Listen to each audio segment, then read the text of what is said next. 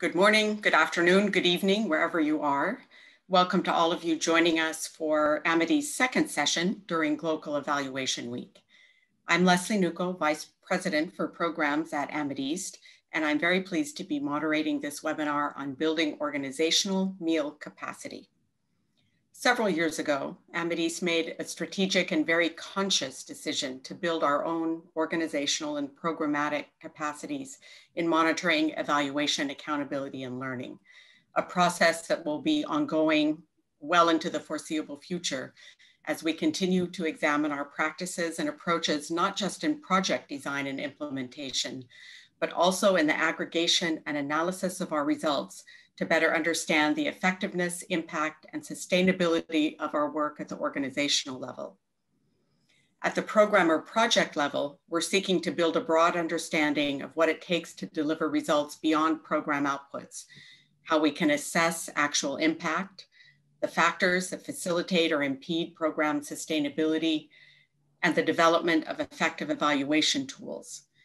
At the organizational level, we're tackling challenges of data management, knowledge sharing, and maximizing the benefit of our technical experts who are stretched all too thin. We certainly don't have all the answers, but we believe our experience to date can provide a useful perspective on the why and the how of building organizational and programmatic capacities in meal, and some lessons learned in the process of building an institutional meal mindset. I'd like now to introduce our presenters for this session in order of their appearance. Dr. Amal Nasrallah is Amideast's Regional Director for Monitoring, Evaluation, Accountability, and Learning. She holds a bachelor's degree in education, a master's degree in applied linguistics, and a doctorate in assessment and evaluation. She has worked as an education reform specialist, assessment and evaluation senior advisor, and lead consultant to numerous international organizations, including USAID, UNDP, UNICEF, GIZ, ILO, IDRC, Italian Cooperation, and Amideast. She has led, managed, and participated in several reform programs, evaluation studies, performance indicator and assessment projects in various sectors, including education, employability, ICT for development, small and medium enterprises, youth empowerment, and sustainable development. In her current capacity, she's leading Amideast capacity building efforts in meal. Jennifer Smith is the country director for Amideast Tunisia and Libya operations. With her team of over 40 full-time Tunisian and Libyan staff, she manages a portfolio of capacity building programs for youth and civil society across both countries. Prior to joining Amideast in 2018, Jen served as the country manager for a monitoring and evaluation consulting firm in Southeast Asia, conducting impact and process evaluations for major donors and INGOs. The insights that she'll offer today are drawn from her experience both as an implementer and as an independent evaluator of donor-funded programs. This isn't the first time that Amal and Jen have teamed up for such an event, as they previously co-led an internal training webinar for Amideast staff on embedding, monitoring, and evaluation in project design. Before turning the session over to them, I'll briefly review the format of today's webinar. The presenters will speak in succession and will move directly from one to the other. In the time remaining, we'll respond to as many questions as possible. So please post your questions in the chat box as they occur to you along the way or after the speakers have concluded their remarks. Our first presenter will be Amal Nasrallah, who will address the significance of an organizational meal mindset and possible organizational support for meal practices. Amal? Thank you, Leslie. I would just like try to share my screen here, and please alert me when you see the screen. Yes, we can see the screen. Yep, looks good. Okay, and I would start my video as well. Hi, everyone. Today, I would actually like to share with you some slides as my insights on the topic. So let me just walk you through an overview here of what are we discussing in my presentation.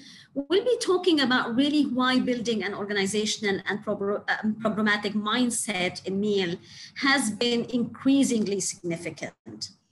And also we'll talk about adopting a MEAL mindset and how this would emphasize accountability for and learning from monitoring and evaluation results. We'll talk whose mindset to develop and whose capacities to build. We'll talk about MEAL as an asset, not a burden. And we'll also provide some possible organizational support for MEAL practices.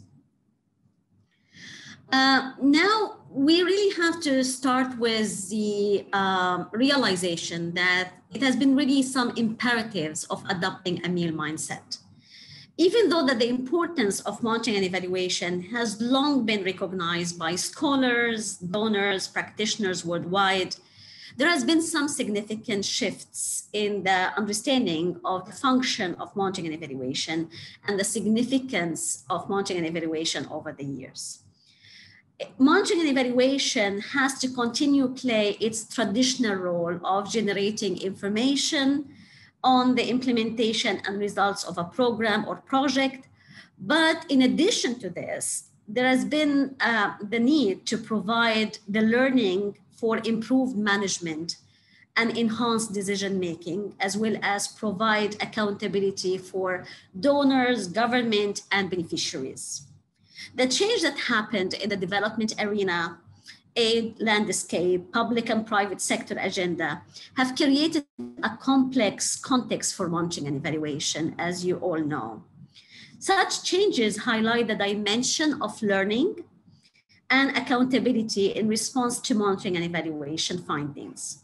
And this has led to increased calls for providing evidence of programs' effectiveness and impact. Donors and funders and even government now, they want to know what works and what does not work in the development landscape. Many agencies, as a result, have started working on or reviewing their own results framework so that they can provide evidence of the effectiveness and impact of their programs they fund. And of course, they are increasingly asking their partners to do the same. Here I put some quotes from different prominent development players, OECD, OMP, Bureau of Education and Cultural Affairs, and USAID Learning Lab, where they are all calling for a purpose for M&E. So M&E for accountability and learning have been really highly placed on the agenda for different donors. Okay, so now it becomes a mandate, it becomes an imperative to build this mindset in different organizations who are working in the field of development. And we really have to understand that the MEAL approach to development is not, it doesn't really come with a formula here. But we have to depart from the fact that we understand the value added of this approach to our work in development. So when we are asking ourselves questions like, are we doing the right things? Are we doing things right? So one would wonder which of these two questions is more important for development work. The development landscape does not need a list of procedures to follow in implementing our programs or projects. But programs and projects that produce results are highly needed. Programs and projects that contribute to change, sustainable change, theory of change. So now we see that government, donors, funders, beneficiaries, communities, they are increasingly called for outcome mapping. What the program is, how the program is contributing to change. How can we see a theory of change that this program is contributing to? And it even becomes very obvious and even explicitly stated that the program is accountable for articulating this change, not just like they understand what change they are contributing to, but articulating this change and mapping out their outcomes. And really differentiating between outputs and outcomes. There is a life beyond outputs here that they are all having their eyes on. Also increasing call for evidence-based reporting. A decade ago, I'm sure that you all remember that we used to put in our final reports or midterm reports, like number of people we trained, number of training modules we completed. And then we started really kind of with some hesitations actually to also talk about some preliminary changes. But now this is the most significant part of results that reports need to capture. Not only about changes, but what evidence that support this change. Also increasingly calling for what we've learned out of this round of the program and how this learning that was generated from a program round contributed to the second round or the second iteration of the program. And by conscious collaborative learning, I mean like they are people, stakeholders contributing to this learning process. And this learning process is around specific questions that we need to utilize M&E findings to find answers for. So it is in this way conscious and collaborative learning.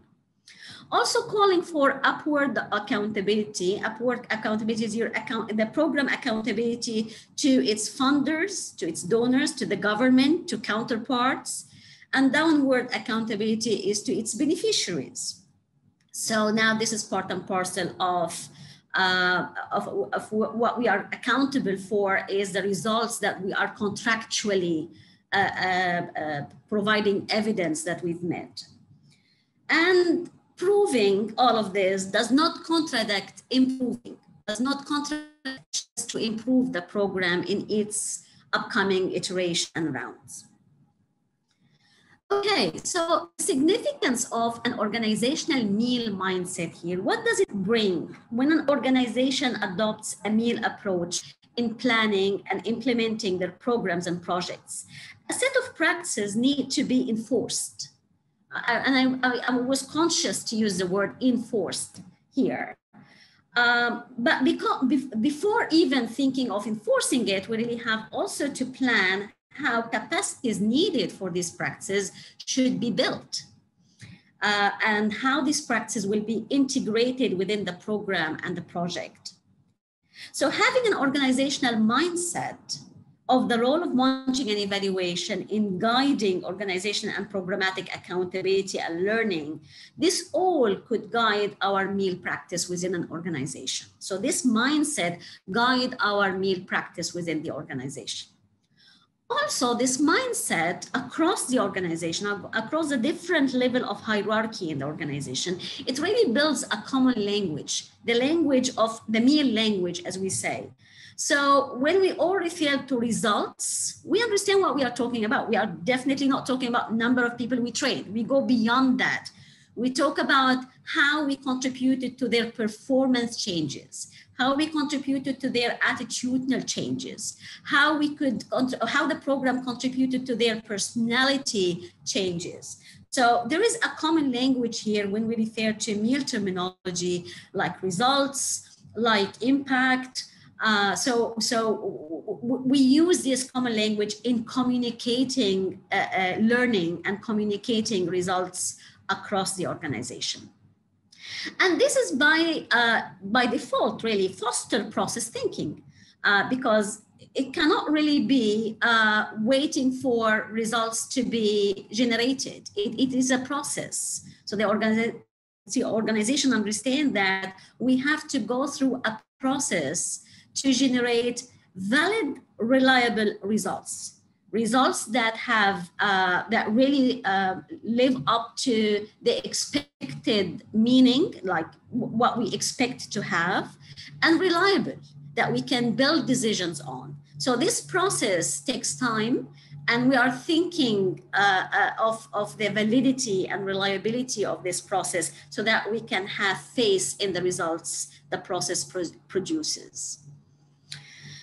Also, the meal mindset in an organization makes it really quite clear that by interpreting results, we are not utilizing them. There is a difference between results interpretation and results utilization, and that the spheres of results utilization is different than interpretation.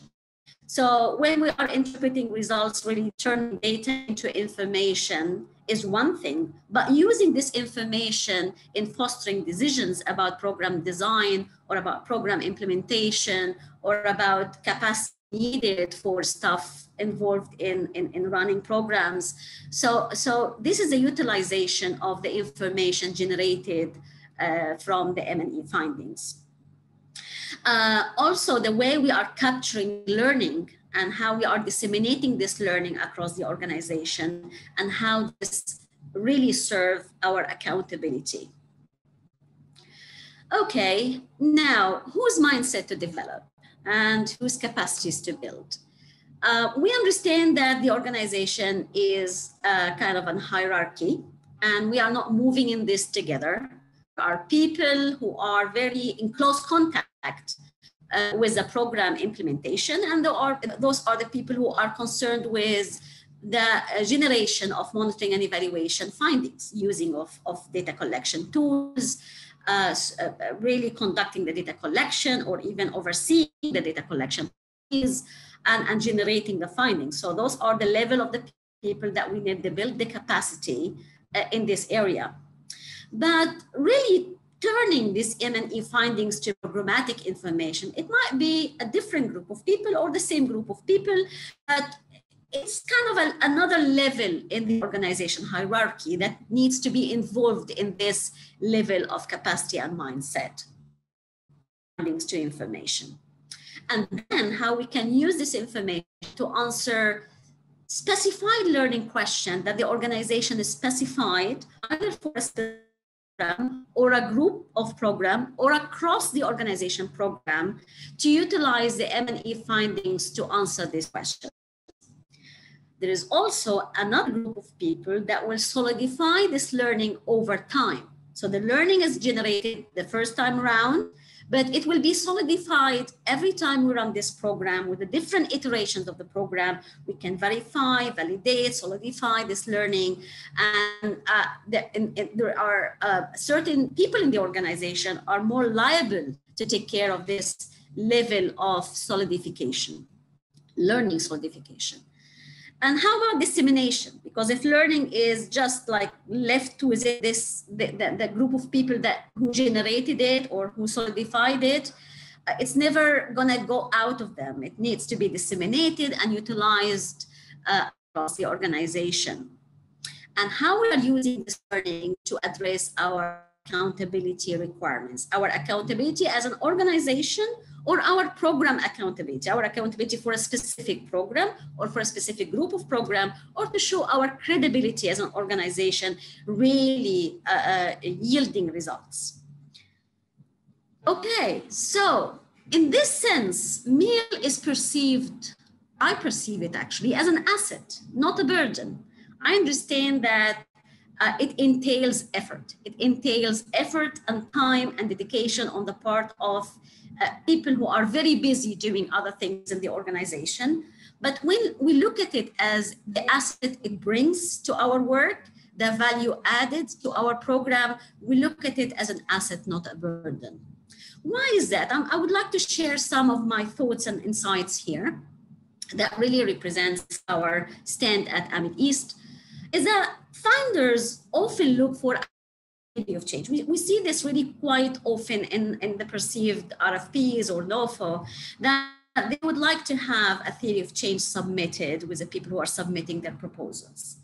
So the program results framework needs to demonstrate this theory of change. And it needs to demonstrate this through a series of results, immediate results, intermediate results, long-term results. So we're not just doing it for the donor who asks for this, but definitely a clear definition of intended program outcomes provides a focus for the program team, provides a focus for the program's work. The backward results-based planning would make results lead design, the program design, leads the program activities. So it's definitely bringing very useful role for the program team.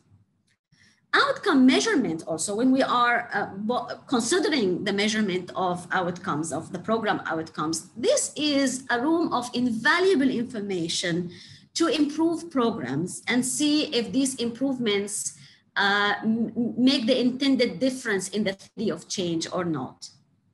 Also, when we are exerting the effort and the resources to develop standardized data collection tools and using these standardized data collection tools, either pre and post data collection tools or the same data collection tools over the different rounds of the program, how valuable this is in making comparison over time, comparisons of the collected data over time. So how this would serve the organization in proving its credibility that over time we are improving in our results or we are producing a better result over time. Also, organizational learning here informs the setting of feasible targets. So when we are setting a target for a program, okay, and we did not achieve it, we understand that there must be a reason for why we didn't achieve the target, why the program didn't achieve the target. But the most important thing is to learn about this, to learn about the reasons why we could not achieve a certain target. So next time when we are setting targets, we are setting feasible targets. This is definitely organizational learning, and this is a value added, the meal approach and the meal mindset here. Presenting program results, again, is over time, the organization could establish its benchmarks. And presenting our program results, again, is our established benchmarks. This really provides valuable perspectives on program results. So we are not providing our results in a vacuum. We are providing our results vis-a-vis some established benchmarks, and it would have some meaning when we are reading these results. When the donors, when the funders, when the program funders read these results, they read the results in a context because we are comparing it to some established benchmarks. Also, learning organization can demonstrate program improvement over time because we are using the same measures, same outcomes, standardized data collection tools, so we can claim that we make improvement because our process is valid and reliable. So because of that, we are departing from the stand that meal approach to our work is an asset, not a burden, without denying, of course, the effort it entails, but it is seen as an asset. Okay, how would the organization support this mindset? How could the organization support meal practices? There are some possible things that we can start with, like what we are doing in Amideast here is we are guiding our results-based program planning and implementation by ensuring logical framework and appropriate M&E plans are developed upfront and leading the way of designing the program. So the logical framework is leading the program design and not the other way around. It's not the activities that lead the results, but the results really lead the activities. We are also investing effort in developing and piloting valid data collection tools. And this is part of what we hope to achieve as our organization's M&E toolkit. So these toolkits have been developed, and now it could be unfolded across the organization to be used, and how much this would actually lend itself to comparability of data over time and from different programs as well. And the reporting results on the organization's results framework is also another step that Amideast is taking very important steps in. because we'd like to see the big picture here. I mean, results generated from different programs, how this would contribute to Amideast results framework, how we are contributing to development. We could see the big picture of our contribution to development when we are reporting results on the organization results framework. Posing appropriate questions regarding our results. Also, it's very important when we are starting a program or a series of program, or in our specific program area, we could actually, or the organization could actually pose some questions so that we can utilize M&E findings to answer this question, and this will contribute to our organizational learning. Okay, and now what are we going to do with all of this? When we are using this learning, we are using our monitoring data to make adjustments. So it won't be the same program time and time again. It won't be the same iterations of the same program, but we are always making, or we find rooms for improvement, because proving that we are effective doesn't really contradict the chance for improving our results. We are also see that organizations need to stop thinking that to show its credibility, they have to report only on their success stories. Credibility for a concept is not just about success stories. Credibility means being able to identify and convey problems and challenges and suggesting solutions and generating learning. Success stories is a good thing. Of course, I'm not against success stories, but this is not the end of the story. This is not the end of the media story. This is part of it. Sharing success stories, but also sharing challenges and problems, and suggest solutions and generate learning. Learning forums in an organization, it is not a specialized meal effort. It should be seen and perceived by people across the organization as something that touches the work of each one of them. Because when they are brought to the learning forum, they have something to contribute with, and they have something to take away after the learning forum. This is collaborative learning. This is conscious learning. This is really learning that is accumulative. So we are extracting lesson learned and we are putting it together for new iterations and new programs. And last but not least, when an organization is pretty convinced that this is of value to its work, it's really could see the value of the meal approach to its development work. It could be in a place to advocate this meal approach to funders and implementing partners, because the organization has realized the significance of this meal practices, this meal procedures, this meal mindset for effective program planning and implementation. Okay, I put here some references, and that's it from me. We are shifting to Jen now for the second part of the presentation, then we can take your questions. Thank you. Thank you, Amal. You've outlined very clearly the importance of meal at multiple levels within an organization and what we should be considering as we work to develop in this area. As a whole, it risks sounding like a very daunting proposition.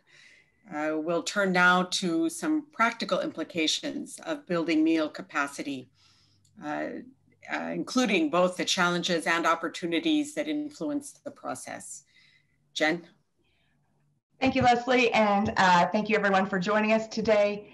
Building on Amal's presentation of the sort of the why do we build organizational capacity, I'm going to dig a bit into the what do we do and how do we do it, drawing on my experience both as an implementer within Amideast and as an evaluator in my previous career. So I am going to be looking at 3 key questions, and hopefully my PowerPoint will, there we go. 3 key questions. What capacities do we need to build or should be built inside an organization? How can these be best developed? And what are the challenges and opportunities that exist that might influence the development and, more importantly, the application of those capacities? Now, before we really talk about the specific skill sets or capacities that should be built within an organization, it's really important to create the right environment or ecosystem for the engagement and buy-in of your teams. And while we're talking about capacity building at an organizational level, it's really important to remember that our organizations are made of individuals, and they all bring their own motivations and fears and perspectives. So any discussion of meal capacity, meal needs, really needs to be framed, at least at the beginning, at a sort of individual level. So how do you do that?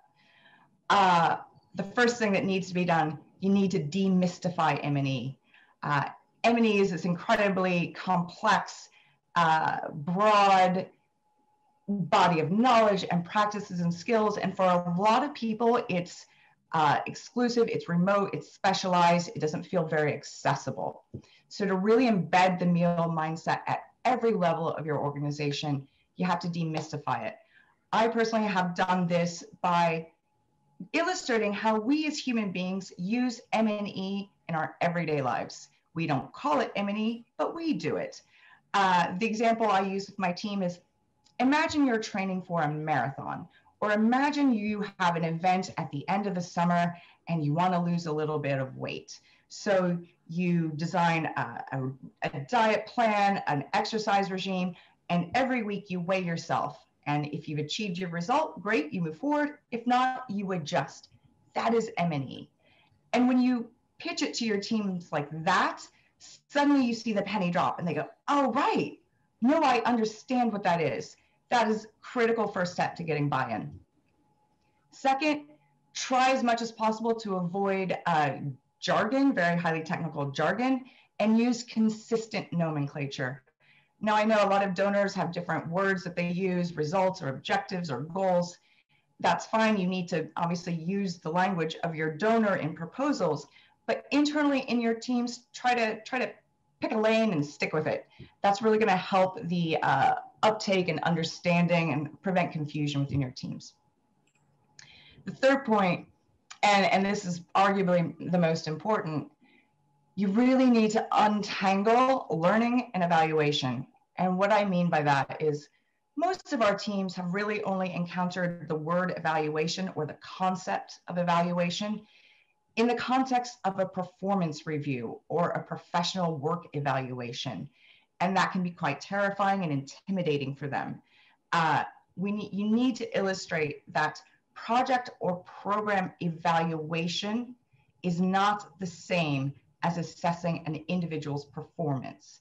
To give you an example from my work in Southeast Asia, in the local language of the country where I was, the phrase monitoring and evaluation translated into the local dialect as following around and judging whether good or bad. So you can imagine that scared the pants off of everybody. And anytime the meal officer would walk into the room, the team would clam up. So really try to remove the fear from that, make it clear to teams that you're trying to improve the programs, you're not judging them. And finally, you have to practice what you preach.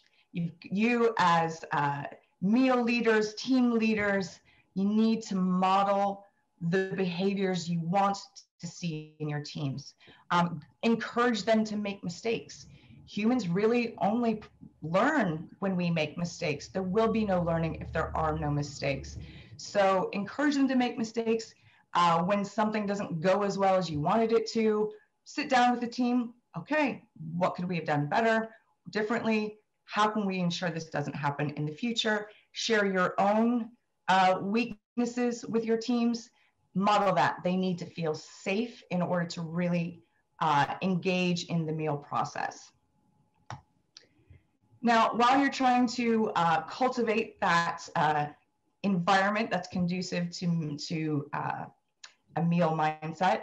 You also need to be thinking about the skills that need to be developed in your organization and define the scope. Much like you would if you were designing a project or a program for your beneficiaries, you need to define the scope of this meal capacity building project. What skills do you need? And skills in meal really vary from what I would call fundamental skills to the highly technical. And for me, fundamental skills are really more an understanding and awareness of meal best practices and principles. These are things that are accessible to staff at every level of your organization, regardless of their role, their educational background, the language they speak. It's accessible to everyone. Now, highly technical skills, be that data analysis or survey design, there's no one size fits all approach to this. Some organizations, it will make sense to develop those capacities in-house. Other organizations, it just might not be feasible. There might not be the staff, the resources, the funding, or even really the need, depending on what your organization does. That will largely depend on your activity areas. And if you do need to outsource, you need to define what needs to be outsourced. You might need to outsource to consultants or an M&E firm or even other organizations. And you need to define who will be trained and plan for turnover. One of the biggest frustrations in any organization is you invest a lot of time and money training staff and off they go and they join another organization and all of that is lost. So much like you need to capture the learning from your projects, you need to capture the learning and institutional memory of your staff. So what skills? So the skills that are necessary for meal really vary throughout a project life cycle. The skills that are necessary both at the design and the close, so at the beginning and the end of the project life cycle, these are really the fundamental skills that I'm talking about. They are completely accessible to all of your teams and they should be developed in-house, absolutely. They do not need to be financially costly. They do take time. The technical skills, which really start coming into play in the planning, the implementation, and the monitoring phases of your projects, these, you'll need to make a judgment call within your own organizations about whether or not it's worth that, worth the investment in developing those, because they are really quite technical. During a project life cycle, I've sort of divided up the different skills that I'm going to very briefly address in the coming slides as they pertain to each part of the project life cycle, starting from developing that original theory of change or logical framework, moving to the planning for your M&E collection, and then the actual collection, the analysis, the interpretation, and then that critical last phase, the capture and the sharing, so that the learning actually does happen. So let's delve into each one of these phases. At the design phase, one of the really critical components, and Amal mentioned this, is embedding the project design into the theory of change or the logical framework. And one thing we have been doing is using problem tree analysis with our teams to really get to the heart, to the root causes of a problem. So many times it's just because it's easier or there's not a lot of time, people tend to take the funding opportunity or the RFP and look at what activities the donor has said that they sort of expect to see and design from there. And you really risk missing some opportunities to be innovative, to really get to the heart of the problem if you start from the activity level and start designing. So we've been using this. It's been extremely handy. If you're not familiar with it, there are a number of resources online that will give you a brief introduction to problem tree analysis. One of the real benefits of this, especially in helping develop your team's capacities to develop a logical framework, is that once you have those levels of the root causes of a problem, the problem you're addressing, and the ultimate consequences, is that translates almost directly into a logical framework. Your root causes become your sort of activities and your very short-term outcomes. Your main problem will be your kind of major objective or outcome. And then the ultimate consequences are those very high level, maybe they're 5 years in the future, that sort of impact you're looking for. The problem tree also compels your teams to articulate assumptions. And this is something that is critical as you start implementing. It's not always apparent at the design phase how many assumptions you have just implicitly built into the design. Developing this problem tree and then the log frame forces you to articulate those, which just leads to better management. As you move from that initial design phase into the planning phase, here we start moving away from those fundamental skills towards more of the highly technical skills.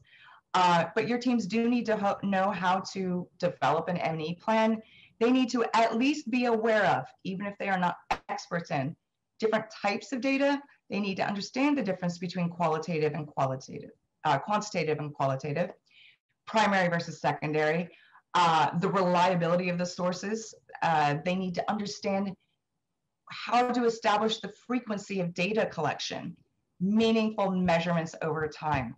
So if you're, for example, measuring the progress of language acquisition and you're taking test scores from students every week, that is not only not going to yield a lot of useful results, it's going to be very onerous for the participants, for the beneficiaries. So, you need to know that, well, there's no point in measuring that week to week. It might make sense month to month or quarter to quarter. Tool development. Obviously, we use a lot of tools in the collection of data. And again, developing these well is a highly technical skill. I know with the likes of SurveyMonkey out there, everybody thinks that they can just get in and design a survey. It is really easy to design a terrible survey. It's really easy to design one that has leading questions, that doesn't capture the data you need, that is misinterpreted. So it's, your teams, if they're not developing these in-house, need to at least be aware of the different types of tools that are available. And if they are developing in-house, you should provide technical training on how to do this well. The same with focus group discussions. That's not as simple as getting 10 people in a room and talking to them. Semi-structured interviews, observations. You might be even doing participatory monitoring and evaluation, which has its own sort of body of knowledge and skills. And finally, your teams should know how to develop an RFQ. If you are outsourcing this work, it's not enough for you to know your project and know kind of what you need. You need to be able to present that clearly to a third party, an independent evaluator. As someone who has responded to hundreds of RFQs in my career, I can tell you that a well-written RFQ is a unicorn. It's exceptionally beautiful and pretty much mythical. So really, there are online resources out there that can help guide. I think the World Bank has a particularly good guideline for developing an RFQ. Don't assume that just because you know your program, you can develop the RFQ in-house. Moving from the planning, now you've got your project you're about to implement. This is where the tool set gets really quite technical. And again, it's not really necessary to develop all of these skills in-house, but your teams should at least know what they don't know and have an appreciation for the types of skill that go into both the implementation and monitoring phases. This includes data collection, information management, and the data analysis. In collection, they may not need to know the difference between random sampling and stratified sampling, but they should understand that sampling impacts the data you ultimately get. And again, sampling is a highly technical thing. I like to try to make my introduction of sampling to the team pretty accessible and easy to use. I get a big glass bowl of colored M&Ms and use that, and then just stick my hand in and grab out a random handful and say, okay, that's a random sample. I then separate them out into colors and take one from each. Okay, that's a stratified sample.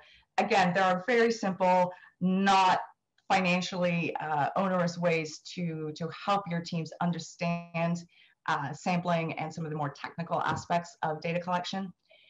If you're going to be collecting data digitally, as many people were forced to do in the last 14 months, there are a number of very good applications out there for this. They do really require a little bit of technical training. They're pretty user-friendly, but again, to do these well, you might want to provide training on those. I've listed 3 of the best or the best known tools for digital data collection. Beneficiary care is not really a technical skill per se, but it is something that is very important in the data collection process and is so all too often just sort of glossed over or skipped. Whether you yourself as an organization are collecting the data or you are hiring someone to do it for you, your beneficiaries must be informed what data will be collected, when, by whom, how, what the scope of the discussion will be, how the data will be shared, and with whom. They need to know all of that. It is their rights as a beneficiary, and they need that to be able to give informed consent. And of course, if you're working with children, that consent must come from a parent or guardian. And you need protocols in place for your data collectors, be they in-house or external, to protect your beneficiaries. If you are working with people who have experienced trauma, sometimes reliving that experience can cause people to go into distress. You need to have a protocol. What happens? Do you stop the interview immediately? Do you bring in psychosocial support? Do you refer them to another agency? All of this is really critical to creating a safe and healthy and informed environment for the data collection so that your collection is not compromised, nor are your beneficiaries. And finally, collection bias. This is not an official term. It's something I use just because I've seen it so many times. Timing when and where you collect data can completely alter your results. So one example, I was working on a large agricultural project, and the final evaluation for this project was scheduled right during the middle of the harvest. No one was available. All the farmers who were involved in this project were busy. They didn't have time to answer questions. It was an absolute disaster. Likewise, if you're trying to collect data from women, we were working on a project with rural women, and the client wanted to collect data sort of after their work hours. The women were involved in making meals. They weren't available to discuss with us at that point. So again, you know your beneficiaries, take their availability into consideration when you're collecting data. And if you're working with a third party, make sure that you inform them about the availability of your beneficiaries. Information management, this will probably be handled by most people's IT departments, but it's really important that your team understands data privacy, use of images. We see this a lot too, and it's totally natural. You're out, you have a team out in the field, they're working on a great project, they love it, they're taking photos and sharing on their Facebook. Well, that's really an invasion of the beneficiary's privacy. When we collect the data and we store it, it needs to be secure. And in some cases, there are very dramatic consequences for people being involved in some programs. So this is really important. File sharing, are you sharing on a SharePoint? Is it a Google Drive? Whatever file sharing system you have, again, this needs to be something that people understand how to use. They understand how to not compromise, manipulate, delete the data sets inside. You'll see I've noted raw data sets. This is just from experience, never delete your raw data set. The raw data is what immediately comes back from the field. It hasn't been cleaned or reviewed or interpreted it. just save it in its raw format. Believe me, I could do an hour just on that. It will save you time and effort in the future. And finally, data analysis, highly technical, from cleansing the data to analyzing through SPSS or Stata, in vivo if you're doing qualitative data. Very few organizations develop these in-house capacities because they are so highly technical. But if you have the time and the resources to do so, fantastic. Okay, into the closing phase. This is actually the key phase when it comes to accountability and learning. You know, in the past, M&E was just the M and the E. And over time, people realized, well, without the A and the L, there's really no point to the M and the E. If we're capturing lessons, but then not using them, it's just a tick the box exercise. And I'm very pleased to see that in the past, or since the past, people have come to view meal as not just a tick the box exercise. At this closing phase, it's not so much technical skill or soft skills that are required. It's really more processes and engagement to ensure that the lessons are captured and shared. So you need, as an organization, to define upfront and plan for how will your lessons be captured. Is it a post-project debrief? Is it a newsletter? Is it a conference? How are they shared? Is it shared verbally? Is it shared in writing? Is it a report? With whom are you sharing? And I think Amal mentioned, you know, upwards and downwards accountability. Too often reports are shared upwards. They might be shared with the senior management of the organization and ultimately with the donor, but they are very rarely shared downstream. It's one of the most important lessons I learned working as an independent evaluator. I was working on the third iteration of a project, and I'd done, I think, yeah, so three evaluations of this particular project. And when I was interviewing the trainers that were actually in the field performing this project, the third time, they noted they had never actually seen any of the prior reports. They had no idea what the findings had been from previous iterations, so they had no basis upon which to improve their implementation. This is critical. Share your findings with the people in the field. It is really important for them. It's going to help them feel engaged in the process. They may be able to validate or invalidate some of the conclusions you've had. So ideally share it with them before you finalize that report. And it's just going to overall enhance the quality of your implementation and the impact of your programming. And you need to plan for how will lessons be incorporated into future program design. Again, there's no one-size-fits-all approach for this. It will vary organization to organization, but the one thing that is common, it cannot be ad hoc. If it's ad hoc, it just won't happen, or you'll do it once or twice and it'll never happen again. It has to be built into the plan, to the process. Someone needs to take the lead on it, whether that's a meal manager or a training manager.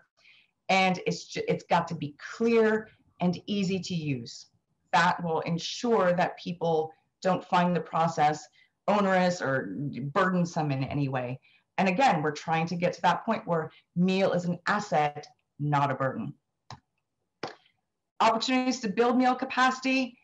There is an embarrassment of riches online for free or nearly free resources, from guidelines and toolkits from major donors and INGOs, MOOCs, training programs from Coursera, Khan Academy, things like that, that can provide some training in some of those more technical aspects.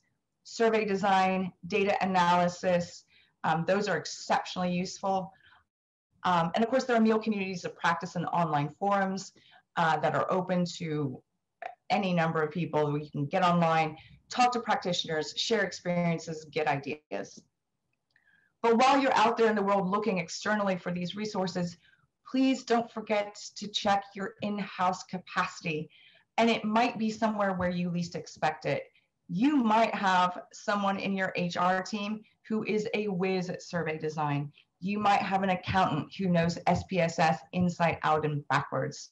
So cultivate your existing in-house potential, regardless of what team they sit in, because that will help your team buy in, feel engaged, and it'll start breaking down some of the silos so that meal gets truly embedded in the organization, not simply embedded inside the meal department.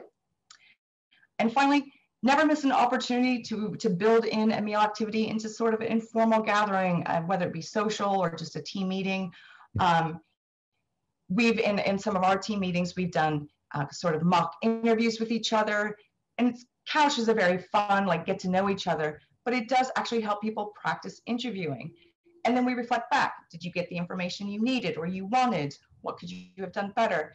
There are all sorts of ways you can build meal activities into social gatherings or meetings that helps just, again, bring meal, demystify meal and bring it down onto a more approachable level. Okay, I think we're all probably very familiar with the challenges to building meal capacity in our organizations. Organizational culture is top of the list. There has to be buy-in from senior management. There just has to be, and it's not enough to give it lip service. The resources to develop that capacity, be that time or money or facilities, those have to be provided from the highest levels of the organization. There's no way you will get, bottom up buy-in if you're not getting top down buy-in. So that has to be there.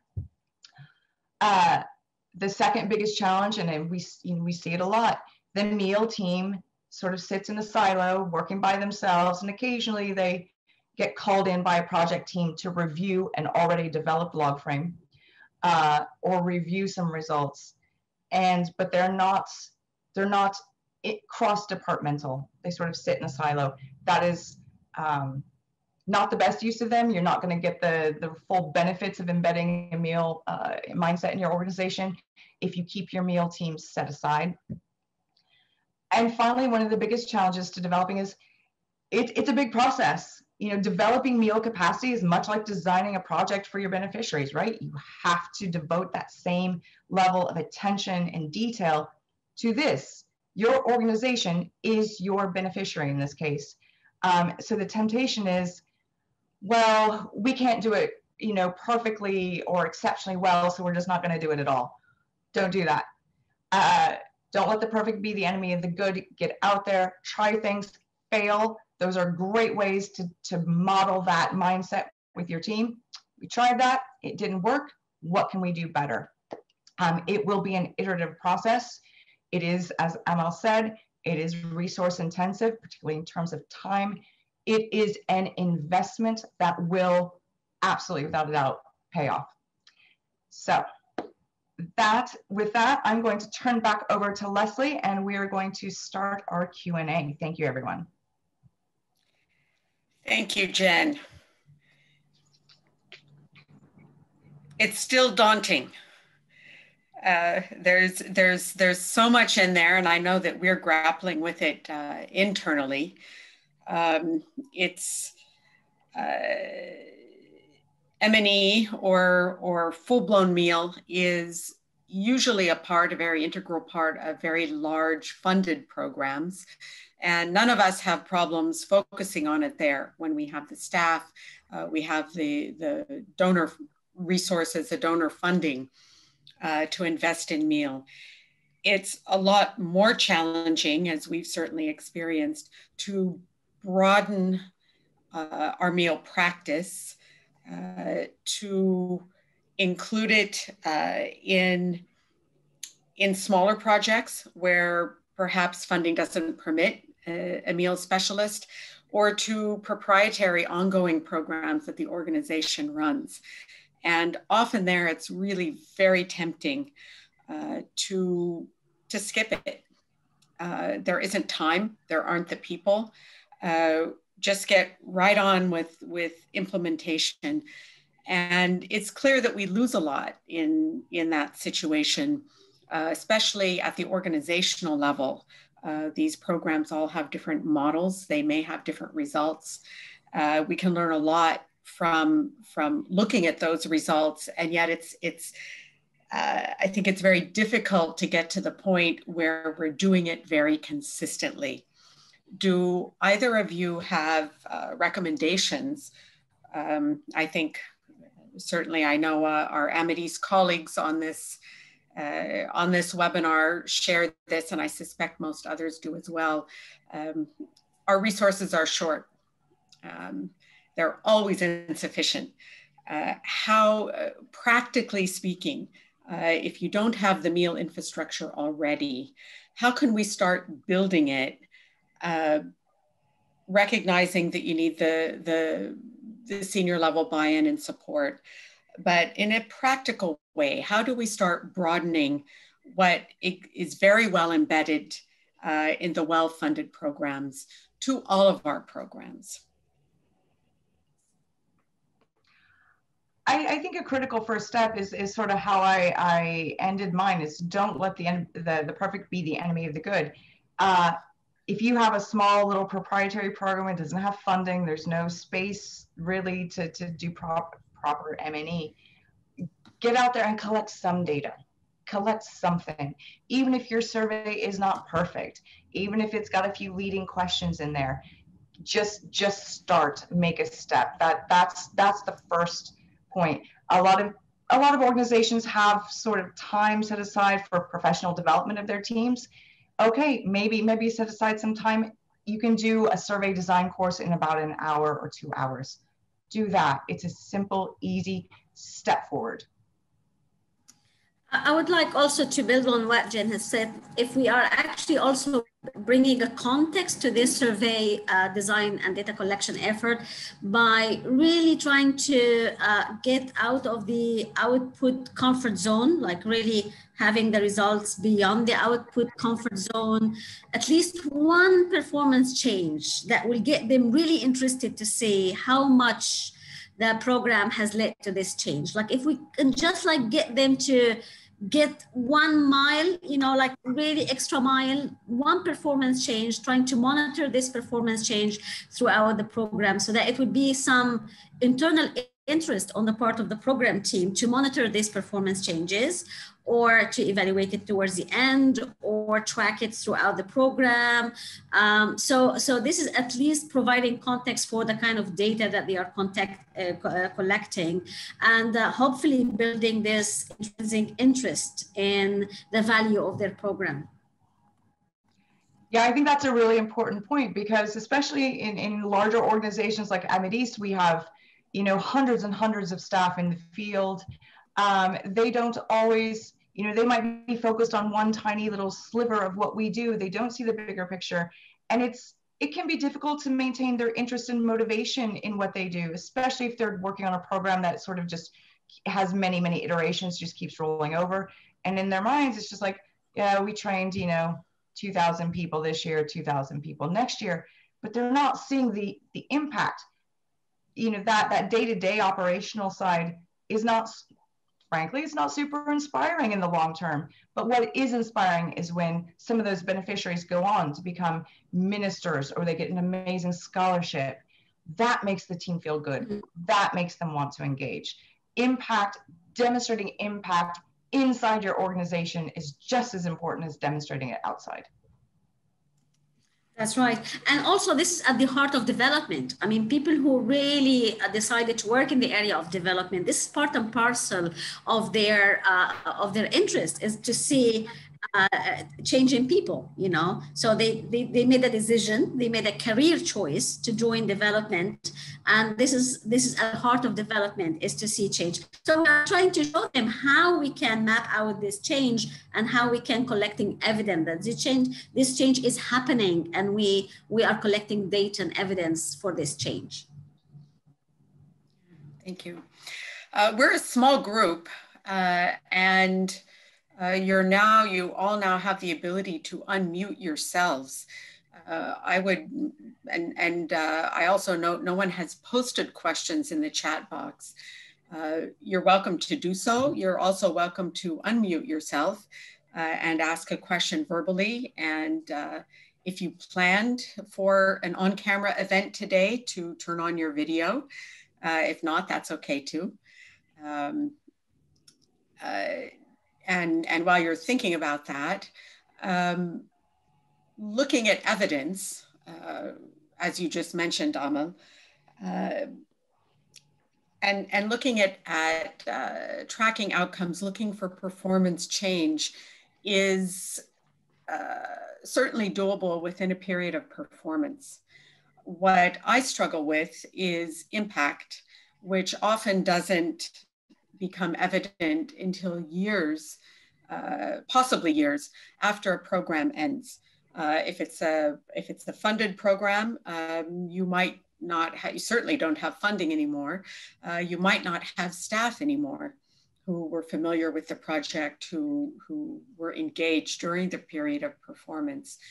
I think most organizations probably struggle to assess impact after the long term or in the long term because we don't have the resources, financial or staff. How can we think about this, especially when our donors are asking us to attest to the impact of our programs, perhaps sometimes not using the term correctly, but let's assume they are.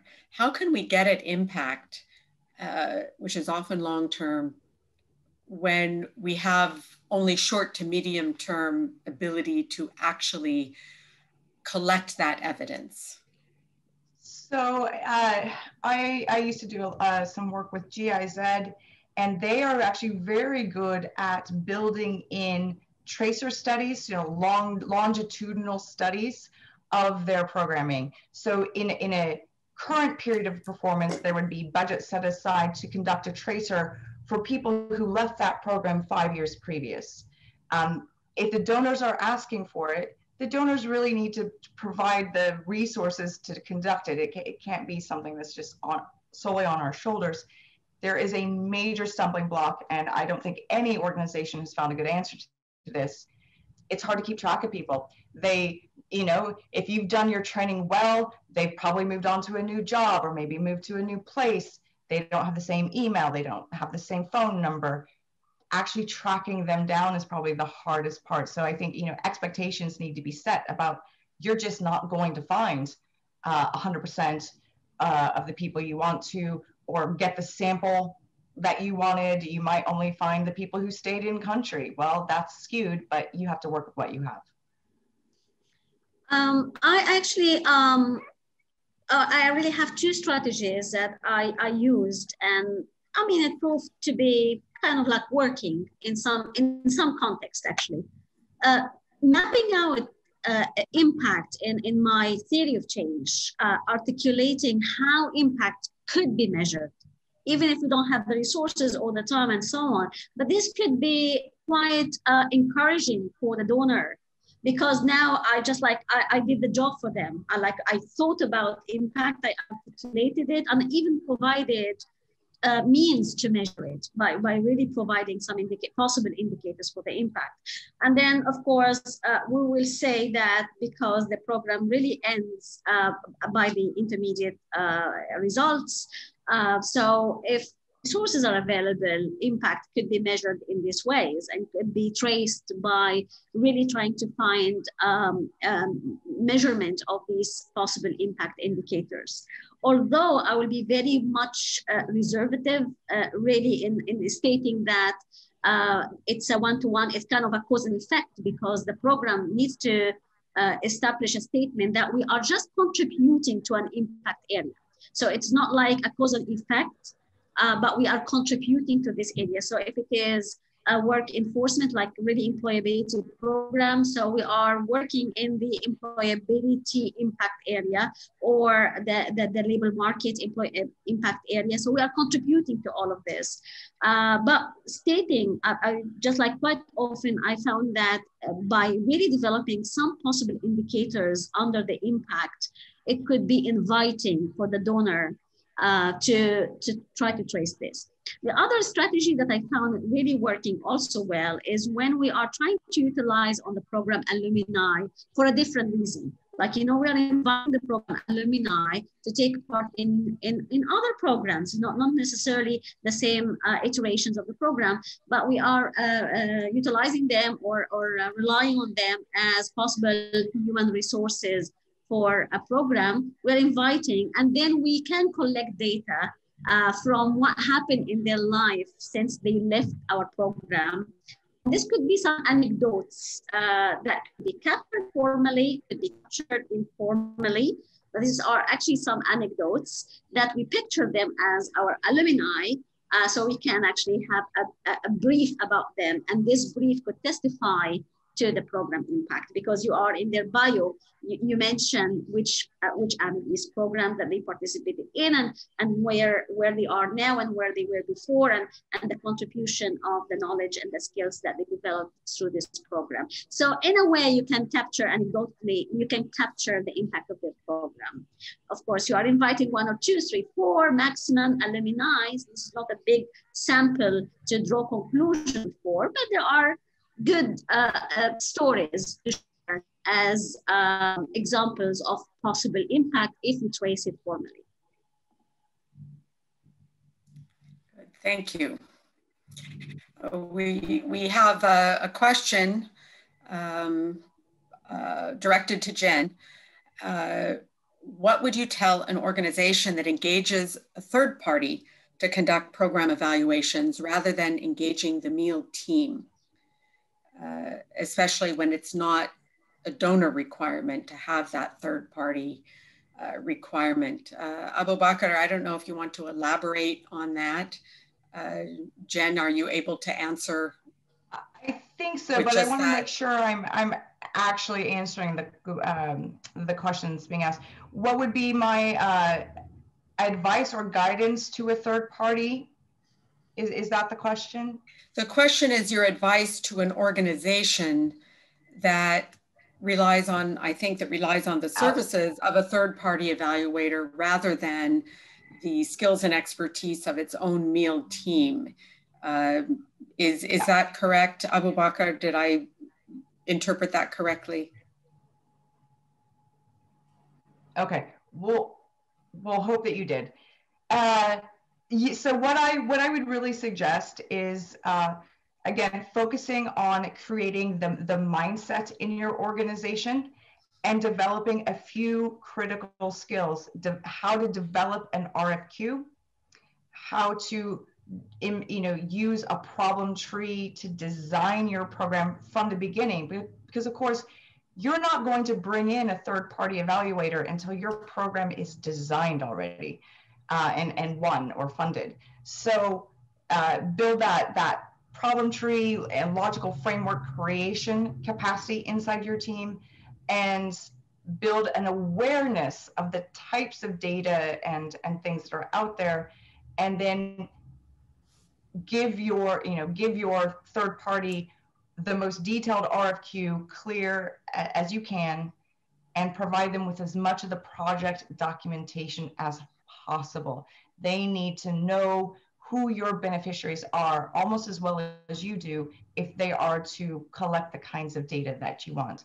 I'm hoping that answered your question. But again, for organizations that need to outsource most of the stuff, embed the mindset and really focus on the start and end of a project. Build it in at the beginning, capture it at the end, and move forward. That is not as technical or as resource intensive as a lot of the stuff that happens during implementation. May I add something here as well?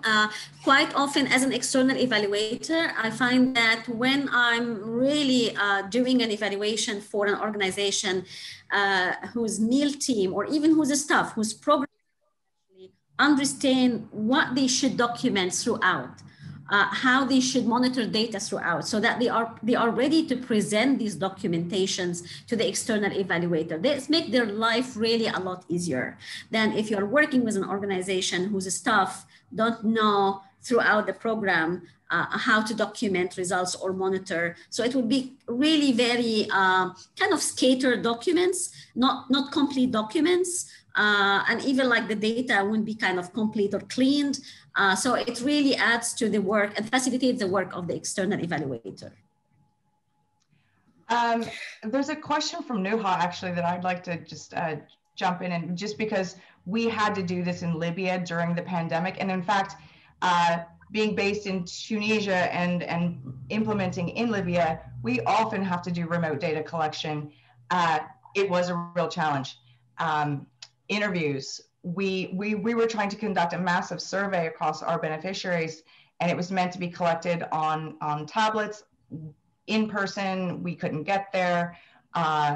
We had to do it by phone. It was a little more time intensive. A lot of scheduling of calls with hundreds and hundreds of people, but you can switch to telephone. FGDs are a real challenge to conduct virtually, especially if people don't have reliable access.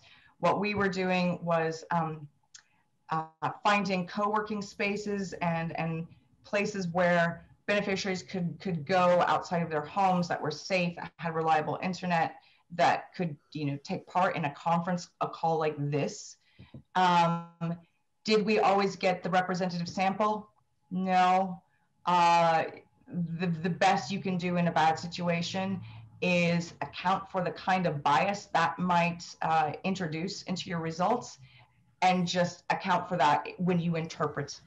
Don't draw too many firm conclusions from a bad sample. A couple thoughts going back to the external evaluation. I think, and it's probably true to at least at some level, that a third-party evaluator is more objective than your own team. Your own team wants to find the positive results of your program. An external evaluator doesn't really care, or may not really care.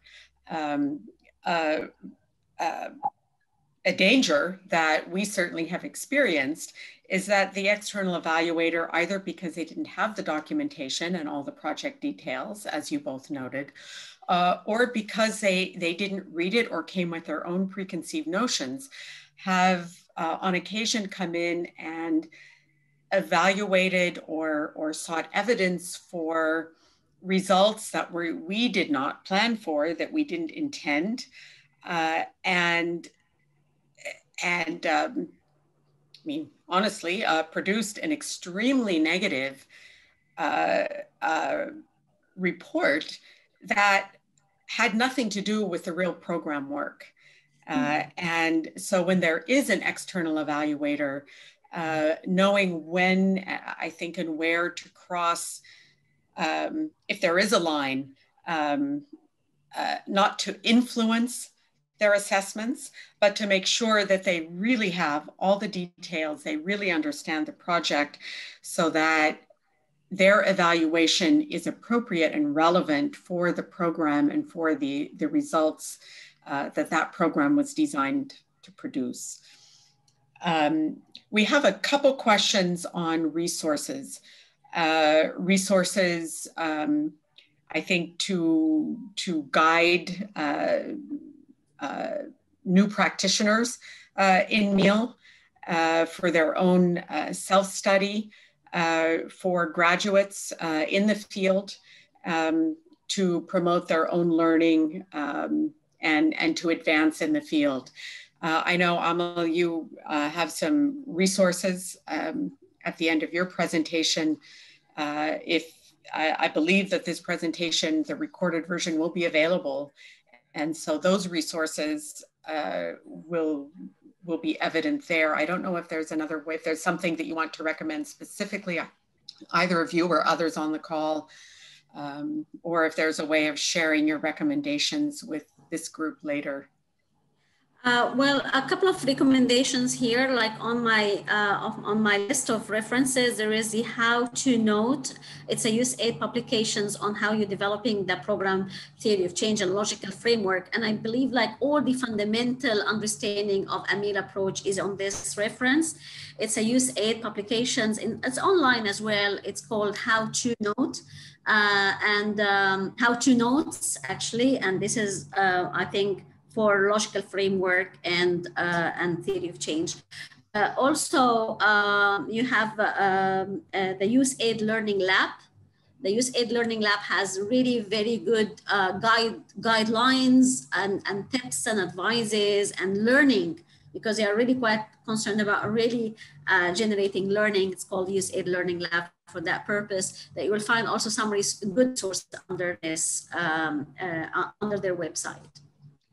Yeah, and I would say, especially for newer practitioners of meal, if you go straight into some of the, like, you know, say DFAT or DFID or USAID policy documents for M&E, it can be very overwhelming. There's a lot of jargon, there's a lot that they throw at you in one place. You might want to shop around online, maybe find a meal policy and procedures from an NGO that you know the work, like, I don't know, a Save the Children, I know CARE, Mercy Corps, a lot of them have their meal guidelines published. There are also some free or almost free courses online. I know my team have undertaken some of these to develop an understanding of M&E. Project Management for Development, I think it's PM for Dev, actually does a project management certification for development practitioners that has a pretty thorough M&E module built into it that we found to be very useful. I know Coursera also has some really useful M&E courses for beginners. You're just starting out or you want to learn a little bit more. And once you have that foundation built, you might feel more comfortable really diving into a lot of those really meaty policy documents. Okay, thank you. We are right at our time. Thank you for the hardy few of you who have remained with us till the end of this webinar. We're very happy to have joined you today. Thank you, Amal and Jen, for your time and really insightful remarks. And we wish you all well as we conclude this meeting. Thank you. Thank you. Thanks, Leslie. Thanks. Thank you.